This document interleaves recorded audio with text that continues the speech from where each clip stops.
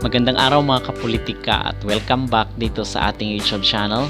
Sa vlog na ito ay ating pag-uusapan itong maging laban mamaya, itong sagupaan ng Creamline versus dito sa Signal HD Spikers. At the same time, ating pag-uusapan itong agawan umano ng limelight dito sa Creamline co-smasher ng mga players nila.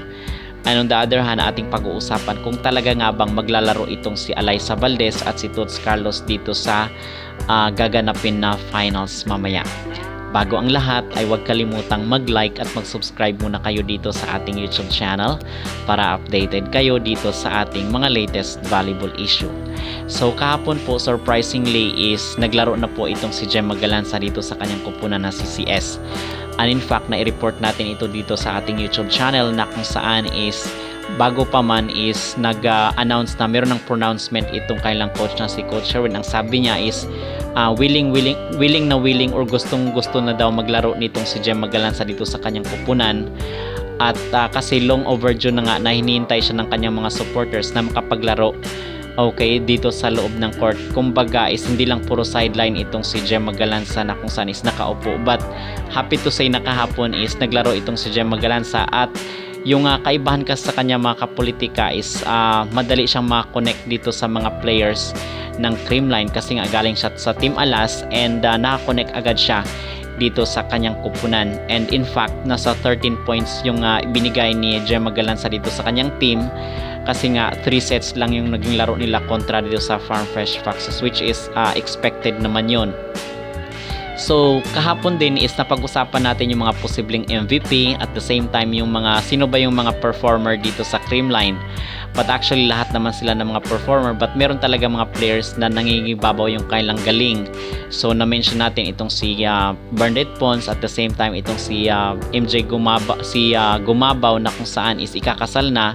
So parang regalo sa kanya ay dapat na ibigay na lang sa kanya yung MVP. But yung final say niyan or final decision mga kapolitika ay nasa PVL pa rin. Depende yan sa maging mood ng committee. So kung sino ba yung bibigyan ng MVP at yung mga individual awards. But i-assume natin or halimbawa na lang na Creamline ang naging champion dito.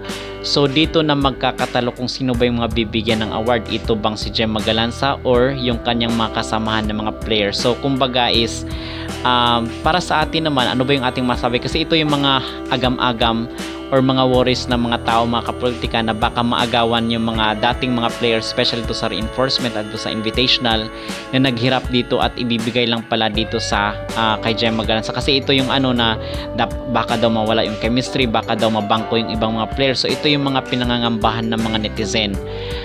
So sa atin naman yung nakikita natin dito kay Coach Sherwin kasi pantay-pantay yung pagtingin niya sa lahat ng mga players dito sa Creamline.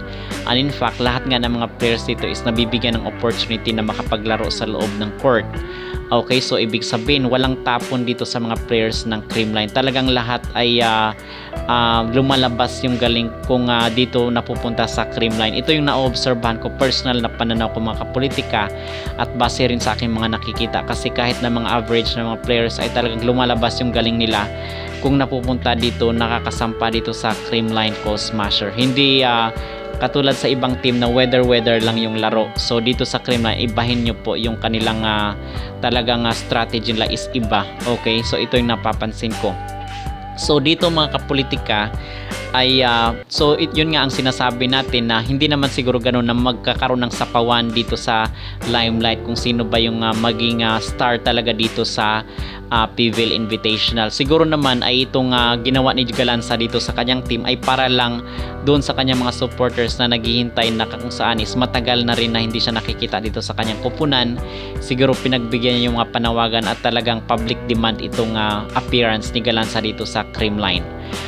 So dito naman tayo kasi meron tayong nakitang post online na sinasabi daw itong si Alyssa Valdez at si Toots Carlos ay maglalaro na daw dito sa Creamline para sa finals mamaya mga kapolitika. Gusto ko lang i-update kayo kasi para na rin na hindi mag-expect yung mga tao kasi base doon sa interview ni Coach Sherwin ay hindi pa nga po maglalaro itong si Valdez at si Toots. Even though healthy naman sila, and in fact na-report na nga natin dito sa ating YouTube channel few weeks ago na kung saan is hindi na nga talaga reason itong sinasabi ni Valdez kung bakit hindi siya nakasampa dito sa kanyang team na Creamline. So sa tingin natin, nagbigay tayo ng ating opinion na hinahayaan na ni Valdez itong kanyang kupunan na magkaroon ng distansya at mag-grow on their own, which is nakikita naman natin yun evidently. Okay, at the same time, nakikita rin natin na base doon sa interview ni Coach Sherwin na hindi nga na maglalaro itong si Valdez kasi sa sinasabi natin mga kapolitika is personal itong reason ni Alyssa Valdez. And aside from that is itong si Tots Carlos is hindi rin makapaglaro kasi parang sobrang alanganin na nakikita niya naman na on track itong mga players ng Creamline. Okay? So again, hindi po makakapaglaro itong si Alyssa Valdez at si Tots Carlos para sa finals mamaya. So gusto lang na po natin yan linawin mga kapolitika kasi merong mga impormasyon at mga spekulasyon online na kung saan pinapakalat na maglalaro daw itong si Valdez at si Tots Carlos. So hindi pa po sila makapaglaro dahil personal na decision po nila at base na rin doon sa sinabi ni Coach Sherwin Meneses. And at the same time mga kapolitika, atin rin palang magiging laro mamaya ng Creamline versus dito sa Signal HD Spikers. Actually, ilang beses nang talagang nagkasalubong itong mga landas ng Creamline at Signal pagdating sa mga semis at even sa mga finals mga kapolitika. So talagang ito ay kaabang-abang at nakaka-excite itong magiging bakbakan nila mamaya. So dito is lagi nating sinasabi na sa side ng Creamline ay very minimal lang yung nakikita natin na kailangan lang i-execute yung game plan kasi lagi naman nilang nagagawa yung talagang inuutos sa kanila at talagang instruction. Talagang yung strategy ay on point dito sa bawat mga player. So talagang yung pinaka-advice natin at tip lang natin dito sa Creamline Call Smasher ay yung talagang consistency kasi yun lang talaga at yung hindi mawala yung kailang sistema at yung kailang confidence. Okay, kasi doon sa naging laban nila sa Signal HD Spiker na kung saan merong momento na tambakan sila ay dahil doon sa nawala yung sistema nila at yung moral bumaba, yung confidence kumbaga. Okay, so yun lang dapat ang i-maintain ng ng Creamline Call Smasher. Now sa kabilang dako naman dito sa Signal HD Spikers kasi nakikita natin, nakukumpara natin yung bawat laro ng Signal kontra dito sa Creamline at the same time dito sa Kurashiki Ablaze. So talagang ang pasabog dito ng Signal ay itong kailang import pa rin na si MJ Perez. Talagang walang kapaguran. Although nasa 37 na siya mga kapolitika ay talagang hindi napapagod itong si MJ Perez. At ang sabi pa nga niya doon sa kanyang interview ay talagang babawi daw talaga sila dito kontra sa Creamline Call Smasher. Talagang gigil na gigil itong Signal na bumawi dito sa Creamline.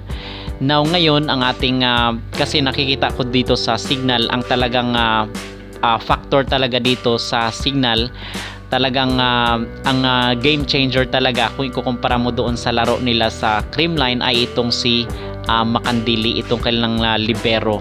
Talagang itong veteran ng libero ng Signal talaga ang naggumawa ng difference dito sa kupunan ng HD Spikers. Kasi sa sinasabi ko nga na kung wala itong si Makandili kontra doon sa Kurashiki Ablaze ay I doubt na mananalo sila sa Kurashiki. Talagang siya yung floor defense niya at yung mga digs ni Makandili talaga ang superb at talagang kamangha-mangha. Kung kaya nanalo sila kontra doon, nahirapan itong Kurashiki na i-drop yung bola. So ito talaga yung talagang kalakasan ng Signal itong kailang libero na si Makandili. At the same time mga kapolitika, itong nakikita ko talaga nag-rise up itong si Acuna.